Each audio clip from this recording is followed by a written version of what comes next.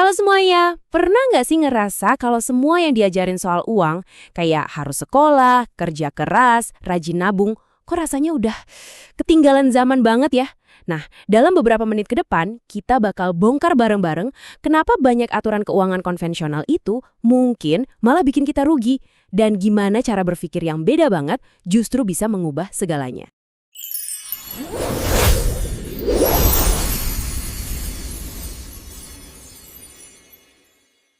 Yuk, kita langsung mulai aja dengan klaim yang lumayan provokatif nih dari Robert Kiyosaki.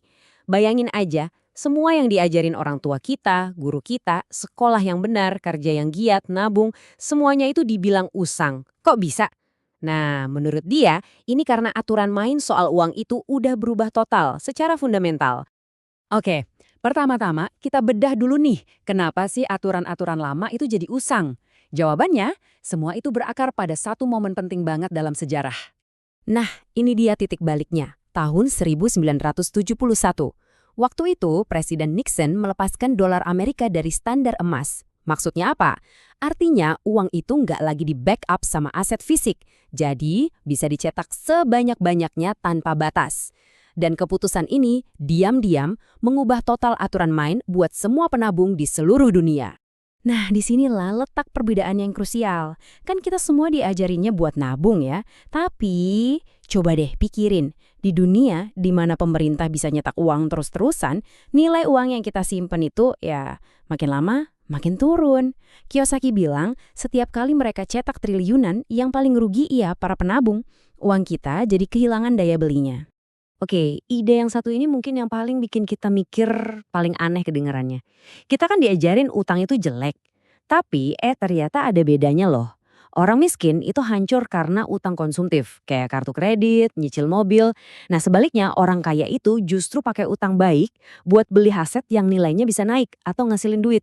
Contohnya, properti buat disewain, di mana uang sewa dari penyewa yang bayarin cicilan utangnya. Cerdas kan? Oke, selanjutnya kita bahas sesuatu yang lebih fundamental lagi, yaitu soal mindset. Ini bukan tentang punya bisnis atau enggak, tapi soal gimana cara otak kita bekerja. Jadi, kata Kiyosaki nih, di dalam diri kita semua itu ada 3 suara ini.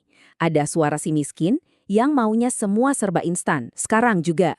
Terus ada suara kelas menengah yang nyarinya aman, gaji tetap, yang penting stabil. Tapi ada juga suara si kaya yang fokusnya itu ke kontrol dan ngebangun aset. Nah, masalahnya apa? Sistem pendidikan kita itu cuma ngomong kedua suara yang pertama tadi.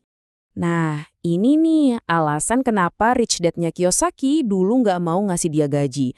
Karena dia percaya gaji itu walaupun bikin kita ngerasa aman ya, justru jadi salah satu hal yang paling ngerusak. Kenapa? Soalnya gaji itu bikin kita nyaman nukerin waktu kita buat uang. Jadinya kita nggak pernah belajar mikir kayak seorang pemilik yang fokusnya itu ngebangun aset buat masa depan.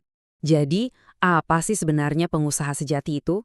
Ini bukan cuma soal punya bisnis ya, tapi ini soal mindset, keyakinan kalau kita yang pegang kendali. Terus, ini soal skill set. Kita harus tahu gimana caranya manfaatin utang dan pajak. Dan terakhir, ini soal aturan main. Kita harus sadar kalau kita itu main di liga yang beda banget sama karyawan. Dan ini cerita yang keren banget buat ngegambarin mindset itu. Waktu Kiyosaki mau keluar dari kerjaannya di Xerox, temennya bilang gini, nanti juga lo balik lagi setelah gagal. Kiyosaki jawab apa? Enggak, lo kalau gagal lo balik lagi. Gue, kalau gue gagal, gue nggak akan pernah balik lagi. Wah, itu benar-benar komitmen total. Nggak punya jaring pengaman itu bukan kelemahan, justru itu fiturnya. Coba bayangin, waktu kita nggak bisa ngandelin gaji bulanan, kita itu dipaksa jadi lebih lapar, lebih pintar, lebih kreatif, lebih tangguh. Gagal itu bukan lagi akhir dari segalanya, itu jadi pelajaran buat melangkah lebih jauh. Nah, disitulah karakter kita diuji. Oke, kita udah ngomongin mindsetnya. Sekarang, yuk kita masuk ke bagian teknisnya, bagian dagingnya. Gimana sih orang kaya beneran itu pakai utang dan pajak buat jadi makin kaya? Lihat deh contoh nyatanya. Sementara para pakar keuangan nyaranin kita buat lunasin utang, Kiyosaki malah nambah utang. Dia baru aja refinance utang sebesar, 300 juta dolar. Dengan bunga yang lebih rendah, cicilannya kan jadi jauh lebih kecil. Nah, selisih duitnya itu langsung masuk kantong dia tiap bulan. Itu dia caranya orang kaya pakai utang buat naikin cash flow mereka. Terus gimana caranya orang super kaya bisa bayar pajak nol? Dan ini legal loh. Nah, strateginya kira-kira begini. Pertama, mereka dapat duit dari bisnis. Kedua, duit itu diinvestasiin ke real estate. Ketiga, mereka pinjem duit ke bank dengan jaminan real estate tadi. Dan langkah keempat, ini kuncinya. Uang yang mereka terima dari pinjaman, yang mereka pakai buat hidup sehari-hari, itu nggak kena pajak.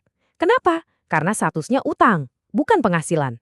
Perbedaannya itu, wah jauh banget kalau kita bandingin. Coba lihat, seorang dokter yang kerja keras penghasilannya 1 juta dolar. Dia bisa kena pajak sampai 75%. Sisanya cuma sekitar 400 ribu. Nah, bandingan sama pengusaha yang pakai sistem utang dan pajak ini. Dia dapat 1 juta dolar dan dia bisa simpan semuanya. Sama-sama dapat 1 juta dolar, tapi hasil akhirnya beda langit dan bumi. Pada akhirnya, ya semua taktik dan strategi ini muaranya cuma ke satu hal. Game yang paling penting itu dimainin di dalam kepala kita sendiri. Ini soal ngendaliin ekonomi internal kita, bukan malah pusing sama ekonomi eksternal. Ini pertanyaan yang dalam banget nih. Coba pikir, apa tanggal kedaluarsa di otak Anda? Kayak susu di supermarket, pengetahuan kita itu ada expirednya juga. Apalagi informasi sekarang nambah 2 kali lipat setiap 18 bulan. Apa yang kita pelajari di sekolah 10 tahun lalu, ya kemungkinan besar udah nggak relevan lagi. Kita harus terus belajar. Jadi poin kuncinya di sini, orang yang ekonomi internalnya lemah, pas lihat ekonomi lagi jelek, dia langsung panik, takut, nggak bisa ngapa-ngapain. Tapi seorang pengusaha yang ekonomi internalnya kuat, dia mau lihat ekonomi kayak gimana pun, mau bagus, mau jelek, itu dianggap peluang. Kenapa? Karena fokusnya adalah pada hal-hal yang bisa dia kendalikan. Dan ini dia perbedaan utamanya. Buat seorang karyawan, gagal itu bisa berarti ya udah selesai, dipecat. Tapi buat pengusaha sejati, gagal itu adalah feedback. Itu data. Setiap kali mereka jatuh, mereka nggak cuma bangun lagi, tapi mereka bangun lebih tinggi. Kenapa? Karena mereka belajar dari kesalahan itu. Jadi, kalau ada satu hal yang paling penting buat kita bawa pulang dari obrolan ini, ya ini dia. Kekayaan dan kebebasan sejati itu bukan datang dari ngontrol pasar atau ekonomi di luar sana, tapi itu datang dari ngontrol fokus kita, mindset kita, dan tindakan kita sendiri. Itu yang pertama dan utama. Oke, saya mau tinggalin kalian dengan satu pertanyaan ini buat direnungin. Apakah sekarang ini Anda lagi fokus sama pekerjaan Anda, cuma buat ngamanin gaji? Atau Anda lagi sibuk membangun ekonomi Anda sendiri, sistem, skill, mindset Anda yang bisa bertahan di kondisi apapun? Pilihannya ada di tangan Anda. Makasih udah nyimak.